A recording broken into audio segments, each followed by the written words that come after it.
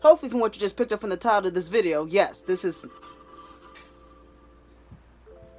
My brother's watching anime. Hopefully from what you picked up from the title of this video, no, this is not a reaction. Why? Because my dumb self had my videos corrupted. You can scratch that. They weren't corrupted. I deleted them by accident. Whole reaction. I deleted it. And suffice it to say, I held myself pretty well above water after that. So hopefully the review of episode 2 of Neon Genesis Evangelion will keep you tied towards I get episode 3'd out, and expect that to come real soon. Life has just gone ahead of me, and I've definitely fallen behind a lot more than I should. But expect to see that coming up. Summer was here, so it gave me the opportunity to write more things I wanted to do.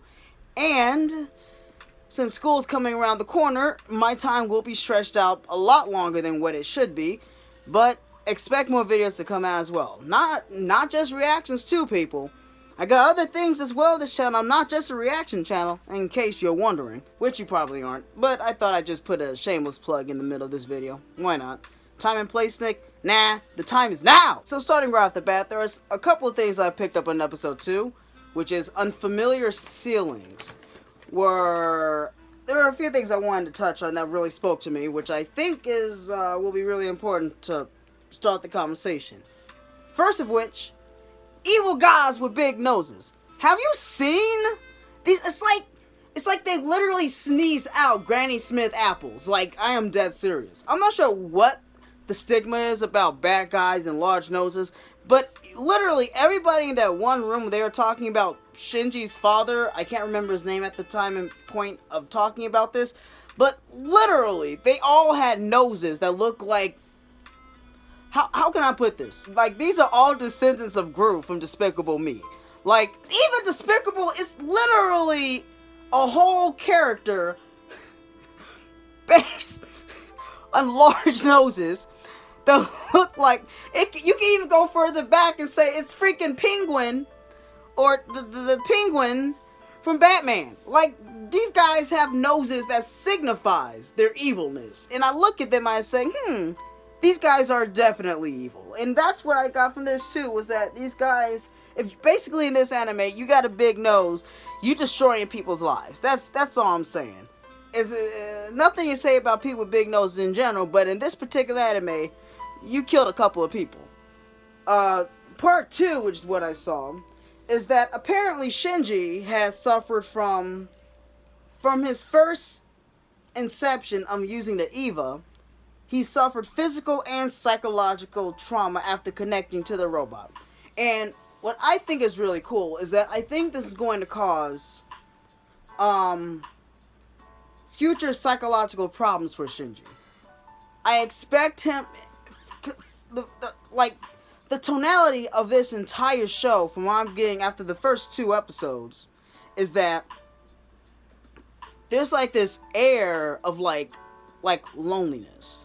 And it comes up a few times, like Shinji mentions it a couple of times, and I'm expecting to see a really, extremely dark anime, and I'm really looking forward to it. Why? Because I'm a sick individual. Leave me alone. Now, 3's a good one. 3's funny as hell. My man Shinji got hit so hard by the Shy Guy monster that he fought the episode back, that this man got sent back into the childhood. This man was inside of a bedroom with a white light. Daddy, I'm sorry. Daddy, I didn't mean to. Daddy! Daddy! This man, whatever happened in that room, I'm guessing takes precedence in his development to who he is now. Because I'm pretty sure they just didn't throw that. That was clearly not just thrown in there to say, hey, this man's unconscious. Clearly, when you have somebody knocked unconscious and they have this sort of flashback moment, it's actually not only to show the past, but to foreshadow something that's going to happen along the line. And I think that signifies not only his loneliness, but the psychological trauma that's going to affect him later on in the series. Which again, is a really cool theme. Long story short, I really like this anime. I'm only in episode 2, but I'm in freaking love with it. My man got hit back into a Google Gaga day sitting in a white room, so that's clearly going to come back again later on along the line. It's hard for me to try to explain this one. So now that he's gotten in bed with Misato, no pun intended, let's talk about Super Cougar Misato. This woman says she ain't trying to any, she doesn't want to try any funny business with my man Shinji. I mean, dude, you are like, what? Late 20s. You can't be saying things about this with a 14-year-old boy. Like, that's weird. Don't say that. Come on, girl. You know better. He's starting to gain back this connectivity that he's lost. Not only is he distant from his father, but this, this abandonment these abandonment issues that he has toward his father, it pretty much has shaped his ideology and how he views the world. So now, the slightest sense of connection that he has with Misato, he's so weary about it. It's almost as if he's afraid he's going to either mess it up, or that it's not going to last, or something that's completely in his control is going to cause his relationship to go down a very dark spiral. So there's a few ways that, so it's not just like he doesn't want to avoid it because of the issues, although that is definitely a reason for it, because of his daddy issues and whatnot. There's other underlying things, other layers that I'm seeing between Shinji and his relationship with Misato that is going to, and I personally think is going to end horribly. Like, even before the actual horrible part happens, I feel as if there's going to be like a sort of, because of course, story needs conflict, but this conflict in particular will be more along the lines of his inability to connect with other people, specifically with somebody who's apparently either, I don't want to call her a mother figure, she's more of a sister figure, like a big sister figure, but I think he fears the relationship itself, not what's going to happen afterwards. I guess that is too, but it's that, but also the fact that I don't think he wants something bad to happen to Misato, or himself. So this relationship is so new to him, but there's many nuances that I feel is going to hurt him in the long run, which is why I think, yes, this is a beautiful thing that's happening to Shinji, living with Misato, but due to something that I can't quite put my finger on just yet, something bad is going to happen. And it won't be just because his fear, but because something I think is out of his control is going to affect his relationship with her. That's just my 2 cents.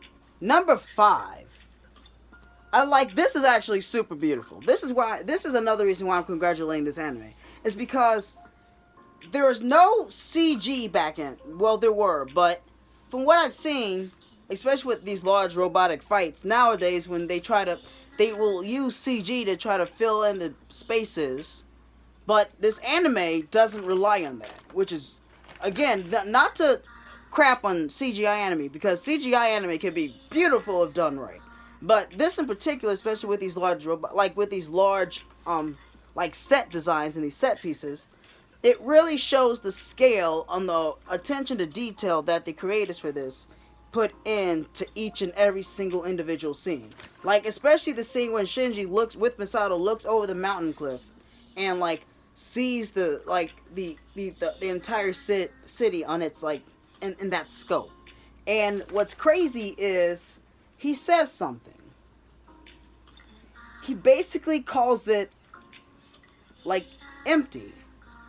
And that really, I think that's definitely something that again just speaks on volumes of what this anime is trying to capture. It is the advent of loneliness and how we as human beings cope with being lonely, because you can be surrounded by people but still be so disconnected with what's around you that it is a loneliness that travels with you. And it's a loneliness that is a state of mind that you must overcome. Or you end up like my man Shinji. God, that's sad. Alexa, play Despacito. Who am I kidding? I'm too broke to afford one. 6. Shinji makes it home to Misato.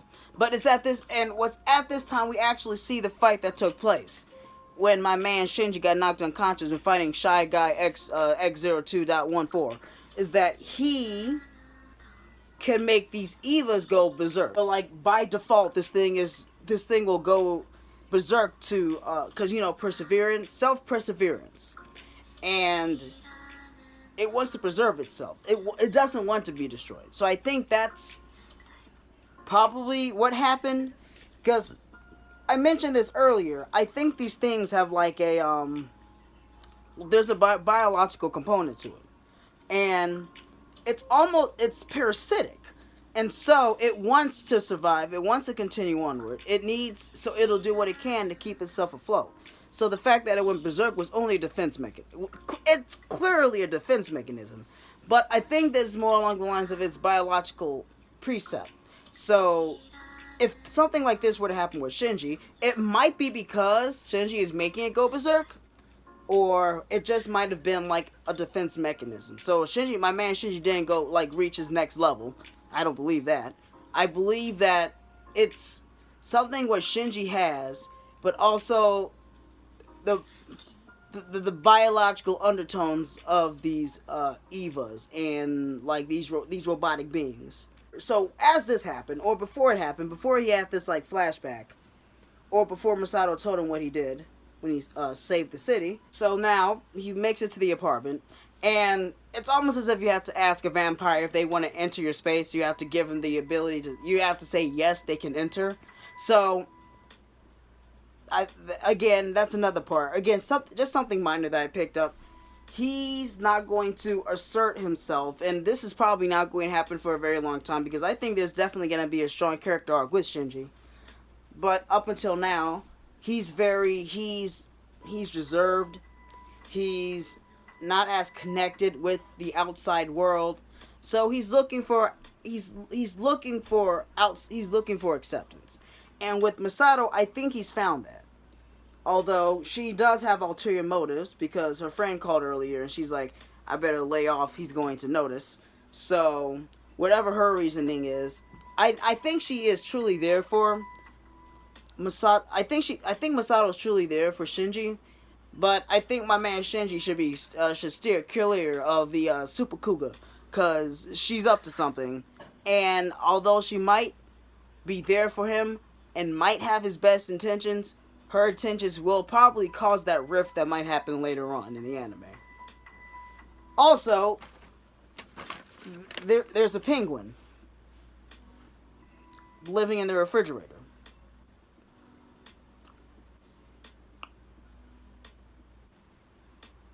Where's Morgan Freeman when you need him?